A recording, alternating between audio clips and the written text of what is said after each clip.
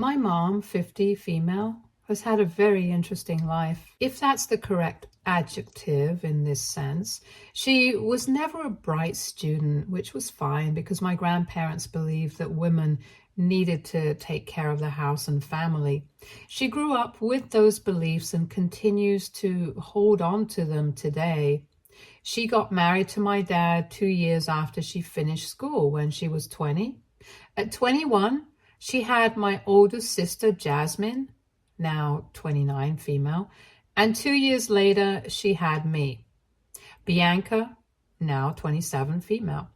Both my sister and I were always closer to Dad. He didn't share the same views as Mom and was very supportive. He encouraged us to do well in school, enrolled us in a bunch of extracurricular activities, and made it a point to always be there. He drowned me in art supplies because I loved sketching, and he never let my sister miss a single day of soccer practice because that was where she showed potential. She was always there for us. And this really irked my mother. She didn't like us having hobbies. She didn't like the fact that we were academically inclined, and our nature and Dad's support actually caused her to lose a lot of respect in her family. My maternal grandparents, in particular, didn't like us much. All of this changed when Dad passed away when I was 11. He was in a car crash, and after being hospitalized for a few days, he passed away. This was a huge emotional and financial blow for my mother, and of course for us too. I don't want to go into the emotional ordeal we went through because it's not relevant, but financially we were done for. Dad's hospital stay had racked up thousands of dollars, and we didn't have enough insurance to cover it. Most of his savings went to pay the bills, and my mother had no savings of her own since she wasn't employed. A few weeks after his death, I remember we had to sell a lot of our stuff. I sold my art supplies, my sister stopped going to soccer practice, and we were given household chores to do. My life had completely changed, and I hated every bit of it. But there was nothing I could do because I was still dependent on my mother. That's when my paternal grandparents stepped in to help, and we had never been very close because they lived 3 states away and we didn't see each other much. But whenever I did meet them, they were always sweet to me. When my grandfather came to visit us, he was shocked to hear that Mom had sold my stuff to make ends meet. He offered to cover the costs of our hobbies and interests, but my mother shut down the proposal, saying she needed money to help us survive, not to fund our useless interests. She said if he wanted to send money, it should be for groceries or electricity. My grandfather got annoyed and said she could work to make ends meet, and he would be willing to take over the extra costs. Ensuring our survival was her responsibility, and he'd only help if she fulfilled her duties. My mother said no, and that was that. Even at that point, my mother still hadn't started working and was living off handouts from family, and these handouts were not consistent. Some months we had a lot, and some months we had next to nothing. It was mostly her parents paying our way. She flat out refused to get a job, insisting it was the duty of the men in her family to support her because she genuinely believed it was a man's job to provide. This went on for a few months, and her parents took pity on her and us and provided for our needs. But soon enough, that money stopped coming regularly. Mom was severely cash-strapped, and Jasmine and I had to take odd jobs for extra cash. Every weekend, we could be seen at a neighbor's house, walking their dog, weeding their garden, etc. It was tough, but even then, Mom didn't start working. Finally, her parents had had enough, and they sat her down for a talk. They told her they could no longer support her and us because they had planned to live out their retirement years a certain way and couldn't afford to take care of us anymore. This came as a huge shock to Mom, surprise, because she had assumed that since Dad had died, It was her father's responsibility to take care of us since men provide. It was hard to argue with that logic, especially since my grandparents had raised her that way. But now they were changing their tune. They said it was the job of the husband to provide for his wife. And if the husband is no more, then the wife needs to provide for the kids. They were essentially cutting her off because it had been made clear to both my mom and her sister that all their property would go to their brother. It was a shit show with a lot of name-calling and tears, but my grandparents wouldn't budge. My mother asked her sister, Auntie Janice, for help. Now, Auntie Janice was a great woman and had a soft spot for us. Her husband was a surgeon, and even though they didn't interact with us much, he was willing to help. But what we got from them wasn't enough to support a family of 3, so Mom went back to my paternal grandparents. My grandfather was more than willing to help, but only on the condition that my mom worked too. She had no choice but to agree because there was no way we could survive without their help. She got a housekeeping job at a nearby hotel, and it paid decently, so our lives were back on track. With help from our uncle and grandpa, we were back to living comfortably. This arrangement continued for the next 2 years until I was 14 and my sister was 16, and that's when our mother introduced us to Dan. Dan was her new boyfriend, and they wanted to get married. One look at him, and Jasmine and I were disgusted. He looked and smelled like a pig, and I'm not exaggerating. It felt like the last time he bathed was in high school. He reeked of cigarettes and had this lost look on his face as if he couldn't register a single word anyone said to him. Needless to say, Jasmine and I didn't just disapprove of him, we hated him with all our hearts. Unfortunately, Mom was madly in love with him, or so she claimed. They got married in a hush-hush ceremony, and Jasmine and I were sworn to secrecy. We couldn't tell anyone on Dad's side of the family that Mom had gotten married again. She was worried that if our grandparents found out, they'd stop the monthly payments, and since it was a generous amount, we genuinely couldn't have done without it, so Jasmine and I kept quiet. I don't know what was going through Mom's head when she married Dan, but I think she thought that if she got married and had a man in her life, she wouldn't have to work anymore and he'd take care of everything. I'm sure that was her assumption because a week into their marriage, she quit her job and was back at home. Problem was, Dan was unemployed, chronically unemployed. He couldn't hold a job for more than 2 months, and after that, he'd sit at home playing video games, then maybe look for another job when he got bored of the games. All of Mom's dreams came crashing down because this man had no intention of providing for any of us. Jasmine and I went back to doing odd jobs for people to earn some spending money. So in this family of 4, most of the money came from my father's parents or my mother's sister's husband. It was dysfunctional, to say the least, and Jasmine and I were desperate to move out. We kept our interactions with Mom and Dan to a minimum, focusing on school and our part-time gigs. This was the setup for the next 4 years until I left for college and went low contact with Mom. By the time I was on the verge of leaving, Mom and Dan were having problems because in addition to being unemployed, Dan was also a serial cheater, which honestly came as no surprise to either me or my sister. Mom kept forgiving him or pretending not to notice, but things were messy. Once I went to college, I went very low contact with Mom. I stayed in touch with my grandparents and aunt and uncle, so somehow my mother always had information about what was going on in my life.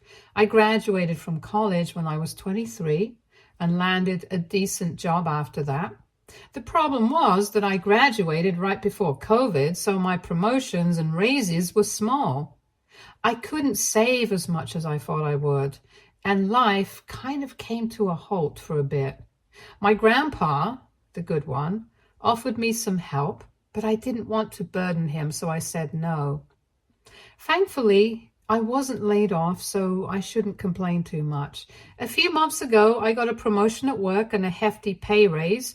This put me in a comfortable position to buy a small house since I'd also saved during the COVID years.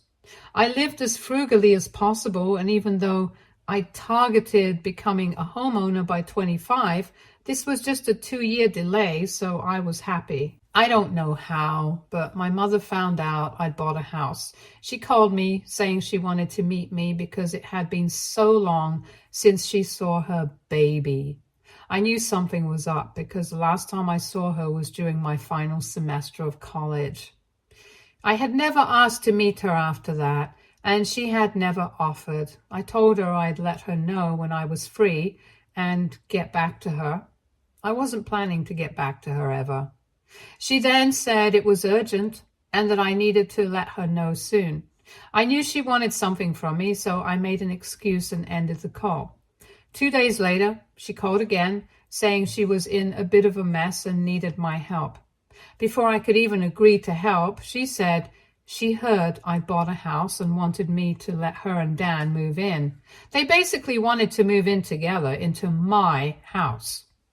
I couldn't help but laugh at her audacity. I told her I was surprised Dan was still around and had hoped that she'd left him. I said I didn't have a house like she thought. It was a studio with a balcony, and there was no way the three of us could fit. I didn't want to tell her that I didn't want her there, so I hoped the size and space arrangement would be enough to deter her. But I'd been too hopeful. She told me since it was a 1-bedroom apartment, I could vacate it so Dan and she could move in together. I told her there was no way that was happening. I hadn't worked so hard just to have someone else live in my house. Plus, I had a mortgage to pay. I told her I'd charge her the market rate for rent, and she lost it. She started screaming at me, saying she couldn't believe I'd take rent from my own mother and that she hadn't raised her daughters to be such leeches. I told her I didn't have time for either her or her screaming, and if she wanted to beg for scraps, she could do it somewhere else. I hung up and blocked her. I called Jasmine to see if Mom had given her a similar call, but she said no. The last time they talked was a month ago when Mom asked where she was living. Jasmine told her she had moved in with her boyfriend and that they were saving up for a house together. I couldn't understand why Mom needed a place to stay in the first place. She still had our dad's old house, the one we grew up in where Dan had moved in with us. I had no idea why there was suddenly a need for her to move somewhere else. I called my paternal grandparents to ask about the house. That's when I got the full picture of what was really going on. So the house we grew up in was in my grandfather's name. It was supposed to legally go to Dad when my grandparents passed away. The understanding was that my dad and his brother, our Uncle Liam, would each be given a house owned by my grandfather so that they could live rent-free.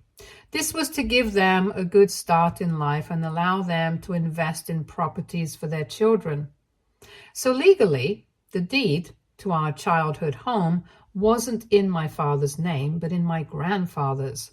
When Dad died, my grandmother was adamant that Grandpa should keep the house in his name so it could be given to Jasmine and me when we became adults. However, considering Mom was unemployed, Grandpa didn't want to create more trouble for her. I think he also felt bad for her, which is why when she asked him to, he transferred ownership of the house to my mother. And this was done with the understanding that when I turned 25 and Jasmine 27, the house would be given to us. I now believe this is why Mom told us to be careful and not mention that she had married Dan. Word eventually got out, though, according to Grandpa. They found out she had remarried and were upset that she'd kept it from them. That's when they wanted to change the ownership of the house as soon as possible. They insisted that since Jasmine was an adult and I was almost 1, They insisted that since Jasmine was an adult and I was almost one, they wanted to get the paperwork done to make sure Dan and Mom couldn't do anything with the house. But very conveniently, a few weeks after they made their intentions clear, Mom told them Dan had left her for another woman. She was sobbing uncontrollably, which naturally made my grandparents not want to pursue the ownership issue anymore. Gradually, they forgot about it and it took a back seat. That was the last time they talked to her about the house, and their contact with her had been sporadic since. I told Grandpa that Mom had called me saying she wanted to move into my house with Dan.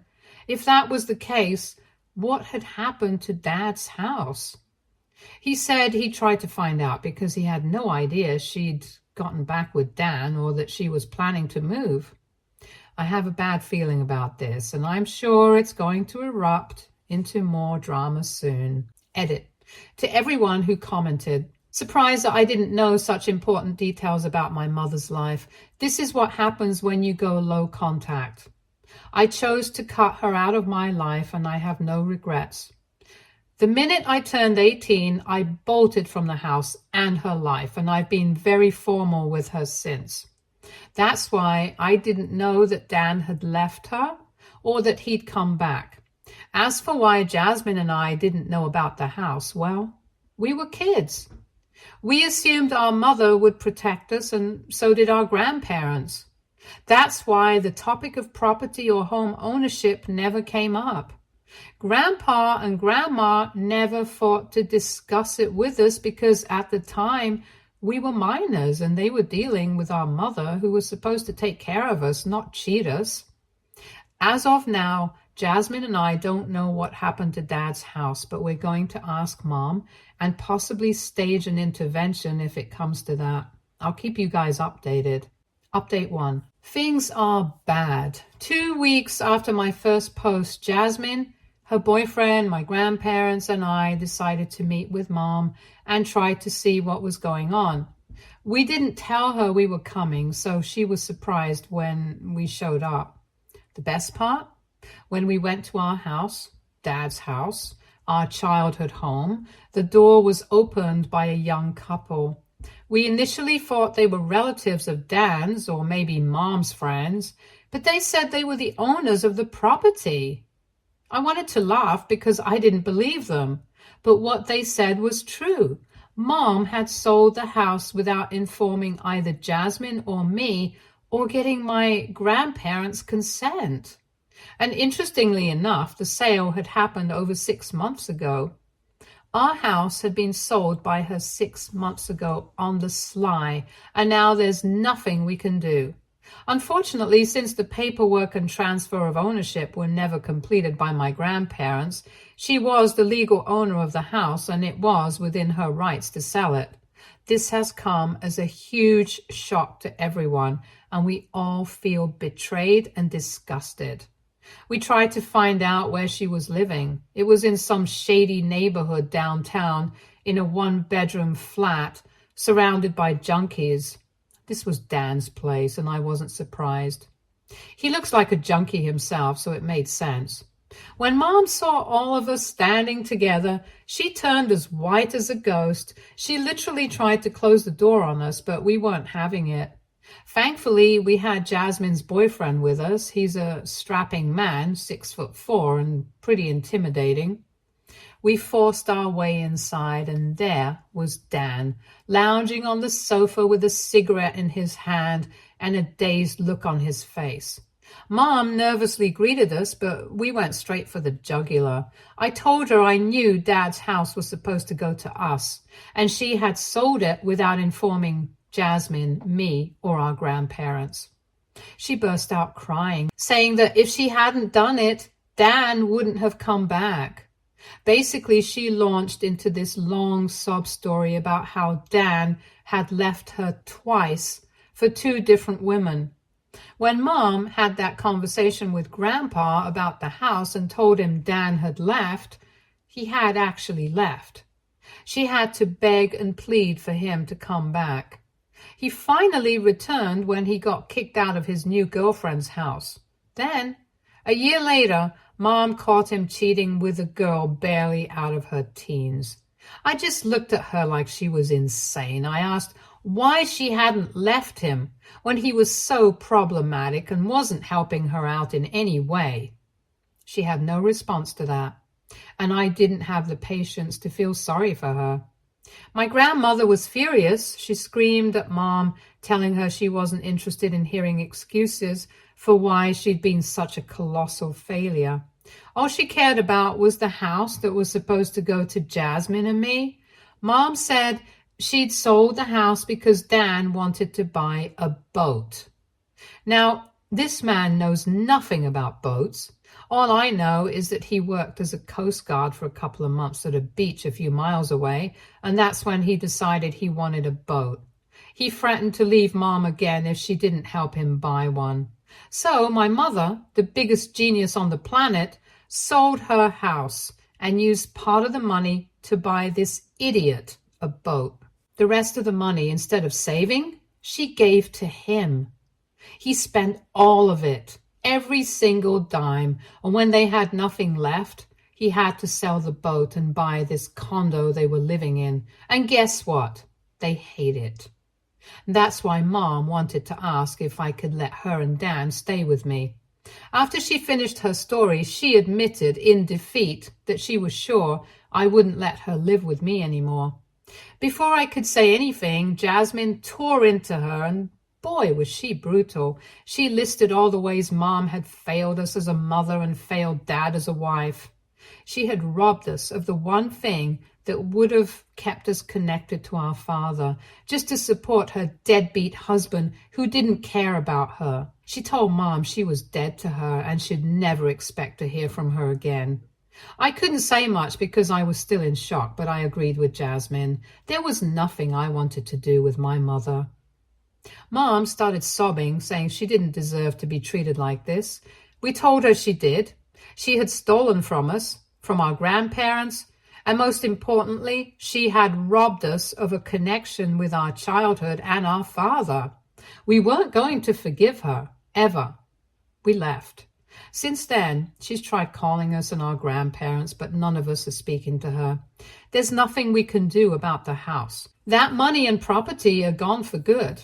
I'm considering saving up and buying it if it ever gets listed again, because I don't want to lose that part of my childhood, but I know it's a far-fetched dream and not very practical. My grandparents are furious and heartbroken, but there's nothing they can do either.